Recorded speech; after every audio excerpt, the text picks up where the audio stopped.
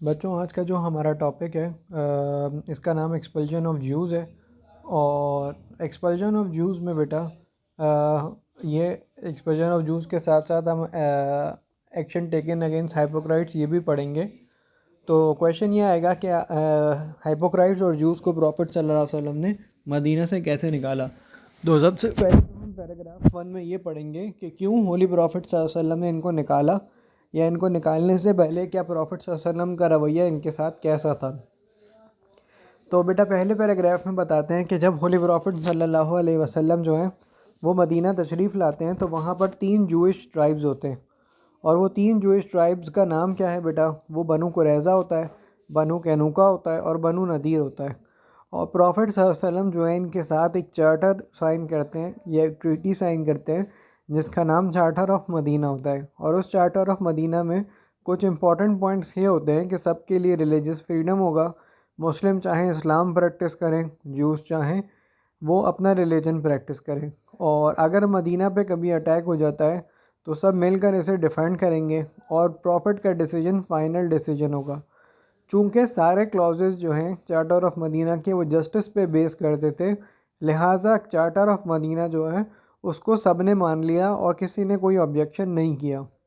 Profit صلی اللہ علیہ وسلم شروع سے جیوز سے اچھے تعلقات رکھنا چاہتے تھے، اور پروفٹ صلی اللہ علیہ وسلم نے 16 مہینے اسی قبلے کو دیکھ کر نماز پڑھی جو جیوز کا قبلہ تھا، یعنی کہ مسجد الاقصیٰ۔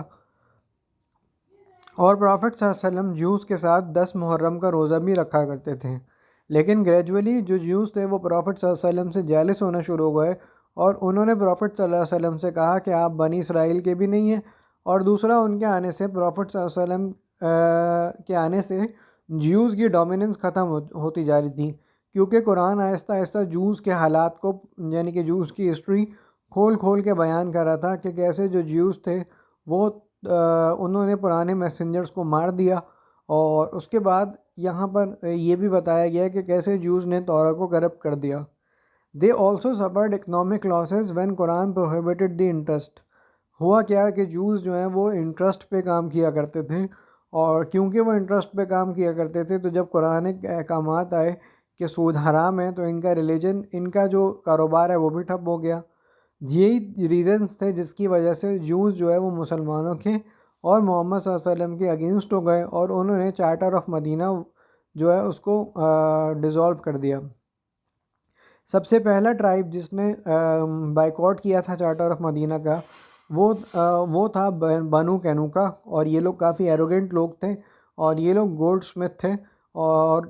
ویپن کی ٹریڈ کیا کرتے تھے۔ بیٹل آف بدر کے بعد ایک ایونٹ ہوتا ہے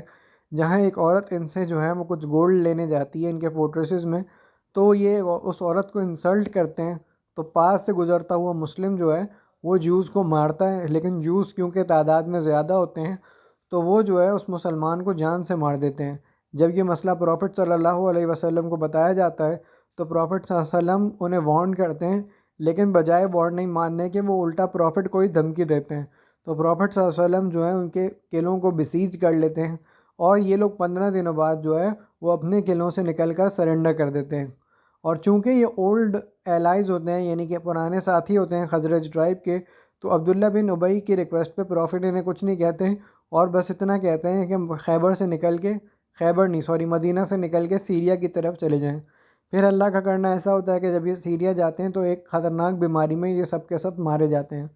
پیراگراف نمبر 4 میں بیٹا یہاں ایک اور ٹرائب کا ذکر کیا گیا ہے، اور وہ ہے بنو نذیر ٹرائب۔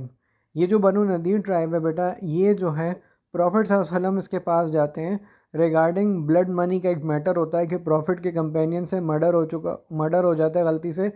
تو پروفٹ کیونکہ پتہ ہوتا ہے کہ چارٹر آف مدینہ کے تحت سب لوگ بلڈ منی میں حصہ ملائیں گے، تو پروفٹ بنو نذیر کے لوگوں سے ان کا حصہ لینے جاتے ہیں، تو وہ بجائے حصہ دینے کے وہ یہ پلان کر رہے ہوتے ہیں کہ ہم پروفٹ کو ایک جگہ بٹھائیں گے اور ان کے اوپر بھاری پتھر پھینک کر پروفٹ صلی اللہ علیہ وسلم کو مار دیں گے۔ لیکن ٹائملی اینجل جبرائیل پروفٹ صلی اللہ علیہ وسلم کو یہ بات آ کے بتاتے ہیں، اور پروفٹ صلی اللہ علیہ وسلم کی جان بچ جاتی ہے، اور پروفٹ صلی اللہ علیہ وسلم مدینہ جا کر انہیں 10 دن دیتے ہیں، اور 10 دن کے اندر جو ہے تم لوگ بنو نذیر اپنے قلعے خالی کر دو۔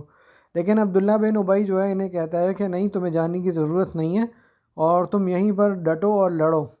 لیکن جو ہے اور بنو قریظہ والے جو جانے کا ارادہ کر کے بیٹھے ہوتے ہیں، عبداللہ بن ابی کے کہنے پہ رک جاتے ہیں، اور وہ جو مسلمانوں سے کہتے ہیں کہ ہم جو ہے جائیں گے نہیں، تو پروفٹ ایک آرمی لے کر آتے ہیں اور ان کے قلعوں کو بسیج کر لیتے ہیں۔ بنو قریظہ والوں کو لگتا ہے کہ دوسرے ٹروپس آ کے ہمیں بچا لیں گے جیسے بنو غفتان،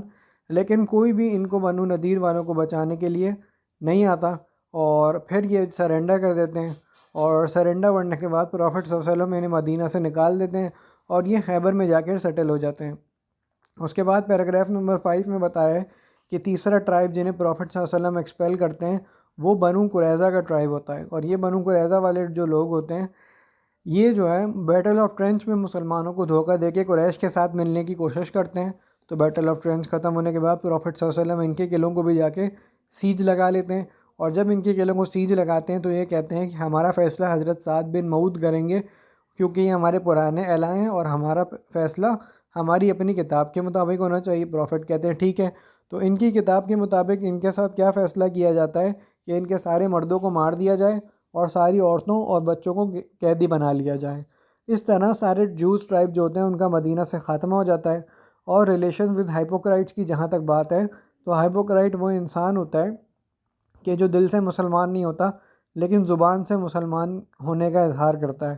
اور اس کے بعد مکہ کے دور میں کوئی ہائپوکرائٹ نہیں تھا، لوگ کھلم کھلا اللہ کو نہیں مانتے تھے اور ان کو انبیلیورز کہتے ہیں، لیکن مدینہ میں چونکہ اسلام فلرش کر گیا تھا تو لوگ اسلام کی اپوزیشن نہیں کر سکتے تھے اوپنلی، تو وہ لوگ جو اسلام کے ہوں تو اپوزیشن میں لیکن منہ سے نہ کہیں انہیں ہائپوکرائٹ کہتے ہیں۔ اور ان ہائپوکرائٹس کا لیڈر عبداللہ بن ابی تھا جو کہ مدینہ کا بھی لیڈر بننے والا تھا، لیکن پروفٹ آ گئے اسی لیے پروفٹ مدینہ کی لیڈر بن گئے، تو عبداللہ بن ابی کو پروفٹ کے اگینسٹ گرج تھا، اور اس نے پروفٹ صلی اللہ علیہ وسلم کو بہت دفعہ بٹرے کیا۔ ایک دفعہ بیٹل آف احد میں یہ 300 مین اپنے واپس لے گیا تھا اور کہا تھا کہ میں نے تو کہا تھا کہ بھائی مدینہ کے اندر لڑیں گے، اور پروفٹ صلی اللہ علیہ وسلم آپ مدینہ سے باہر لڑنے جا رہے ہیں، لہٰذا میں آپ کی بات نہیں مانتا۔ اور ہائپوکرائٹس نے مسلمانوں کی اسپائنگ کی تھی ٹریٹی آف حدیبیہ میں، اور پھر کانکویسٹ آف خیبر میں پروفٹ صلی اللہ علیہ وسلم ان کو اسی لیے نہیں لے کے گئے تھے، اور تبوک ایکسپیڈیشن میں بھی انہوں نے پارٹیسپیٹ نہیں کیا تھا۔ اور پھر اللہ تعالیٰ نے قرآن میں پروفٹ کو بتایا تھا کہ ان کی مسجد ڈسٹرائے کر دیں، اور عبداللہ بن ابی کا جنازہ پڑھانے سے بھی اللہ نے پروفٹ کو روک لیا تھا۔